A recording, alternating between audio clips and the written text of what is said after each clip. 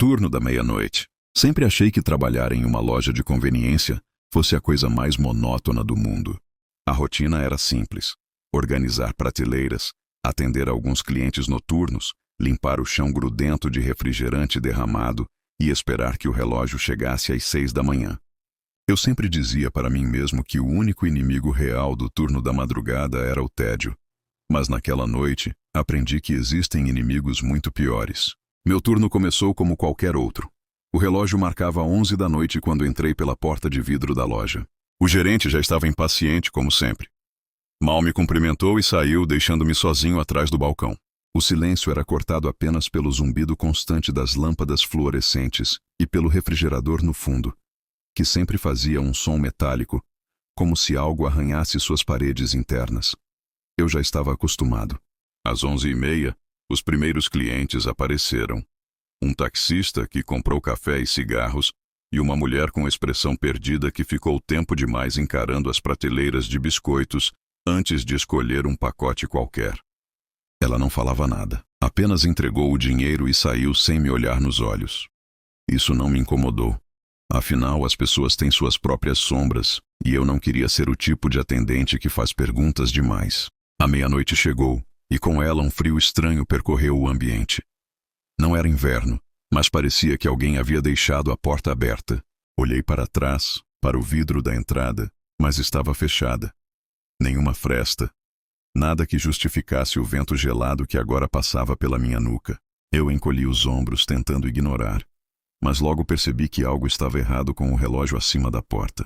O ponteiro dos segundos se movia em saltos irregulares, às vezes acelerando, às vezes parando por longos segundos antes de seguir. Tentei rir daquilo, pensando em como equipamentos velhos sempre davam defeito, mas meu riso morreu quando percebi outra coisa.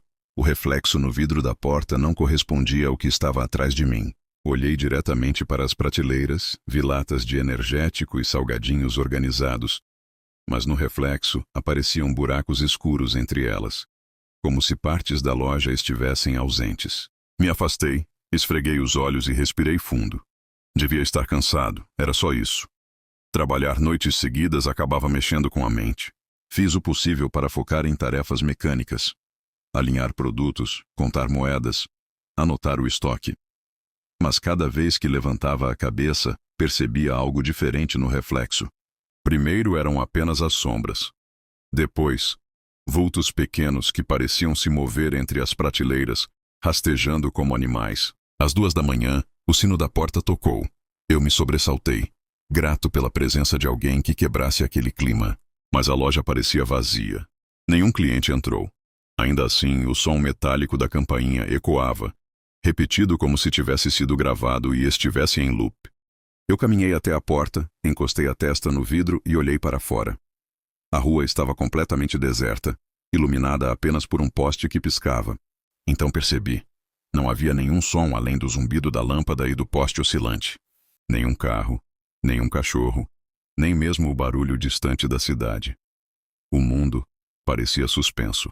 Voltei para trás do balcão, tentando me convencer de que era apenas uma pane elétrica causando interferências. Mas não consegui deixar de notar um detalhe. O relógio marcava 2h15 e continuava marcando 2h15 cada vez que eu olhava. Os minutos não passavam mais. Comecei a me sentir observado. O vidro da geladeira, no fundo da loja, refletia meu corpo curvado, mas havia algo errado com o rosto refletido. Não era o meu. Aquele rosto tinha olhos fundos, abertos demais, e uma boca fina que tremia. Me aproximei tentando ajustar o ângulo e percebi que o reflexo sorria antes mesmo de eu mexer os lábios. Toquei o vidro e ele tocou de volta, mas a sensação foi de uma mão fria pressionando contra a minha, de dentro para fora.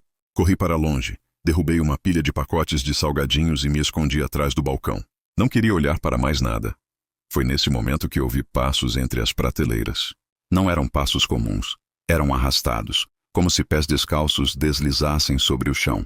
Respirei fundo, tentando criar coragem para levantar. Mas os passos cessaram sozinhos. Então, em meio ao silêncio, ouvi sussurros, palavras rápidas, sem sentido, ditas em vozes diferentes, como uma conversa de várias pessoas ao mesmo tempo. Elas vinham de todos os lados. Arrisquei espiar por cima do balcão, e vi. Um homem parado no corredor das bebidas, de costas para mim. Ele estava imóvel, vestindo um sobretudo encharcado, como se tivesse acabado de sair debaixo da chuva. Mas não chovia lá fora. Seu corpo tremia, e a cabeça girou lentamente em minha direção, sem mover os ombros. O rosto? Não consigo descrever com exatidão. Era distorcido, como uma fotografia borrada em movimento, incapaz de fixar uma expressão. A boca se mexia, mas os sussurros que ecoavam não correspondiam aos movimentos. Eu deveria ter corrido, mas estava paralisado. O homem deu um passo em minha direção, depois outro. A cada passo, as lâmpadas piscavam, e as prateleiras mudavam de posição, como se a loja fosse um tabuleiro reorganizado em tempo real. Quando ele chegou a poucos metros de mim, fechei os olhos e gritei, esperando sentir alguma coisa, qualquer coisa. Mas quando abri os olhos de novo, não havia mais ninguém. A loja estava como antes, exceto por um detalhe. O relógio marcava 3:03. O tempo havia voltado a correr. Não sei explicar como suportei o resto do turno. Evitei olhar para reflexos, evitei andar pelos corredores. Fiquei imóvel atrás do balcão, com os olhos grudados na porta de vidro, esperando o primeiro raio de sol. Quando chegou 6 horas, o gerente entrou, resmungando como sempre. Aparentemente, nada havia acontecido. Tudo estava em ordem, nada quebrado, nenhum pacote fora do lugar. Eu tentei contar o que vi, mas as palavras saíram fracas, sem convicção. Ele apenas riu e disse que eu precisava dormir mais. Saí da loja cambaleando, tentando convencer a mim mesmo de que tinha sonhado acordado. Mas antes de ir embora, arrisquei um último olhar para dentro. No reflexo da porta de vidro vi o corredor das bebidas. E lá estava o homem parado novamente me observando. Ele sorriu. E dessa vez eu tive certeza de que não iria embora nunca. Eu deveria ter ido para casa. Deveria ter esquecido tudo, tomado um banho gelado e me convencido de que aquilo não passava de alucinação causada pelo cansaço. Mas a imagem daquele homem, parado no corredor das bebidas e sorrindo para mim através do reflexo, não saiu da minha cabeça. No caminho de volta para o meu pequeno apartamento, senti como se alguém caminhasse atrás de mim. Não ouvi passos, mas era a mesma sensação de quando se está prestes a ser tocado no ombro. Eu me virei várias vezes na rua deserta, mas não havia ninguém. O sol já brilhava, a cidade acordava, mas eu não conseguia me livrar daquela sombra que parecia colada à minha pele. Passei o dia inteiro sem dormir. Fechava os olhos e a imagem do rosto distorcido surgia imediatamente. Às vezes ele aparecia nas manchas do teto, às vezes no reflexo da televisão desligada. O relógio corria devagar, cada hora arrastando-se como se fosse um dia inteiro. E então, antes que eu pudesse pensar em inventar uma desculpa para faltar, chegou a noite. O peso do dever, ou talvez algo mais profundo, me levou de volta à loja. Quando entrei, o gerente me cumprimentou com a mesma pressa de sempre, mas algo estava errado no seu tom. Ele parecia ansioso para sair, mais do que de costume. Olhou várias vezes para os corredores, como se também sentisse algo fora do lugar. Não disse nada, apenas me entregou as chaves e saiu. Assim que fiquei sozinho, soube que não tinha escapatória. O relógio acima da porta marcava 10:50. Eu me sentei atrás do balcão, o coração batendo rápido demais, e decidi que naquela noite não iria andar pelos corredores. Ficaria imóvel, observando. Mas logo percebi que isso não adiantaria. Às 11:20, ouvi o primeiro som. Uma risada curta, abafada, que parecia vir de dentro do refrigerador. Não era uma risada humana comum. Tinha um tom metálico, arranhado, como se fosse reproduzida por um rádio antigo. Olhei fixamente para a porta de vidro do refrigerador e por um instante vi mãos pressionadas contra o interior. Dedos finos demais, tentando sair. Pisquei e não havia nada. À meia-noite em ponto, todas as lâmpadas piscaram ao mesmo tempo e se apagaram.